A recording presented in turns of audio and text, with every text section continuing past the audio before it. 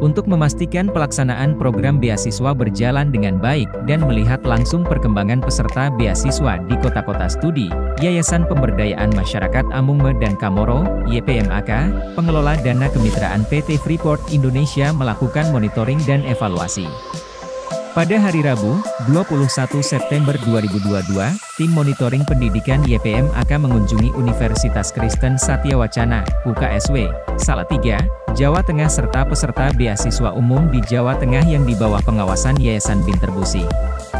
Berikut wawancara Humas YPMAK dengan Roy Sihainenia selaku Koordinator Mitra UKSW terkait dengan perkembangan para peserta beasiswa YPMAK di UKSW Salatiga.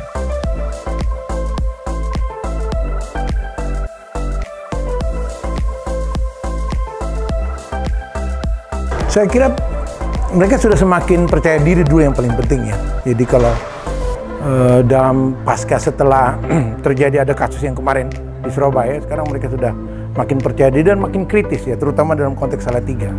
Jadi mereka mengalami satu perubahan berpikir bahwa segala sesuatu itu harus ada dengan pembuktian. Jadi persoalan-persoalan emosional, persoalan-persoalan lebih kesukuan sudah semakin berkurang ya.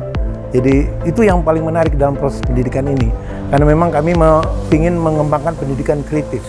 Jadi mahasiswa tidak bisa sembarang lalu ribut dengan tidak ada hal-hal yang punya dasar yang kuat, punya data yang kuat. Nah itu yang saya kira perkembangan itu yang menarik. Jadi mereka mungkin akan demo sebentar atau besok saya tidak tahu terkait dengan mutilasi.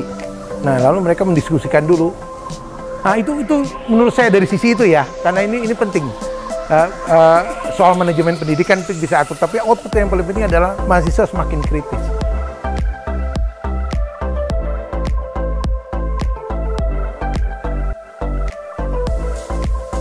Secara jujur itu memang tidak tumbuh secara mudah, butuh waktu. Tadi kita lihat paling gampang melihat dari indeks prestasi keinginan untuk itu ya tumbuh. Makanya saya katakan 50% saja kita dari total mahasiswa ini berhasil, itu satu keberhasilan kita. Jadi perubahan perilaku yang paling mendasar. Tapi lumayan, saya tunjukkan bahwa mahasiswa Papua tidak bodoh. Dia dapat bisa 3,45, 3,46 IPK itu seorang mahasiswa dari Papua itu sangat hebat. Sangat hebat. Itu berarti ada perubahan perilaku, pola hidup, pola kesehatan, sadar diri bahwa waktu itu penting, itu sudah ada perubahan. Dengan indeks itu sudah menentukan dalam bahasa akademik.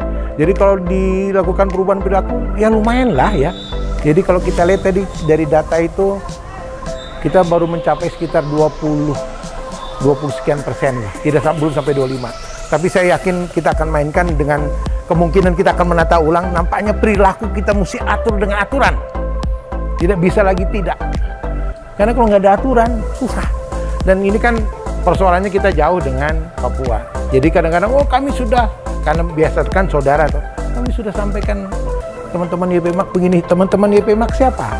Karena kan ada mekanisme, ada biro, ada apa yang harus menyampaikan. Nah, kami kesulitan di situ.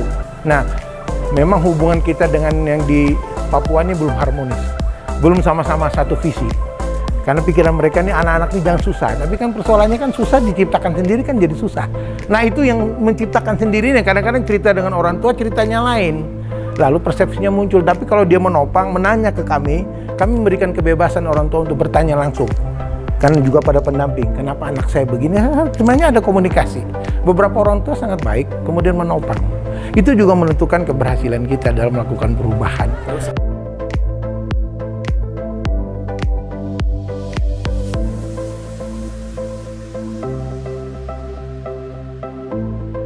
Persoalan mendasar kultur kita sangat kan kolektif ya. Jadi semua ingin berkumpul. Implikasinya kultur itu tidak bisa dibawa ke pendidikan. Karena masing-masing orang punya cara belajar berbeda. Tidak mungkin semua rame-rame gitu ya. Itu kultur. Lalu kemudian apakah pendidikan menjadi individualis? Ya terpaksa juga menjadi individualis. Karena masing-masing orang punya kemampuan akademik berbeda-beda. Nah karena kultur itu akhirnya yang sebenarnya memiliki kemampuan terbawa. Karena tidak enak, harus berkumpul, senior harus mewajibkan mereka berkumpul. Jadi ramenya susahnya di situ Pak. Kultur itu yang membuat kita susah. Kalau kultur dalam pendidikan dia kan tahu kapan waktu belajar sendiri kan, tidak mungkin kolektif kan.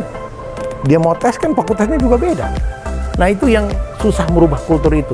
Jadi itu yang paling menonjol saya sulitnya di situ. mereka selalu bersama. Dan itu tidak salah karena memang budaya sana bersama.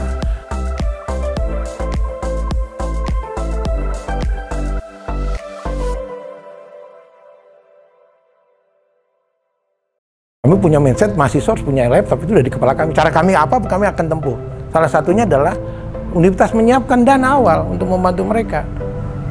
Jadi dana awal universitas kasih 5 sampai 6 juta.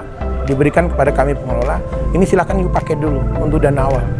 Lalu kami belikan, begitu mereka masuk, langsung kami belikan laptop. Lalu kita sudah buat perjanjian, setiap bulan kita hanya potong 500.000. Itu pun dari uang kosnya mereka, kalau mereka bisa atur bisa. Jadi kan hanya 10 sampai 12 bulan bayarnya. Dan kita selesai. Dan mereka sudah punya laptop semua.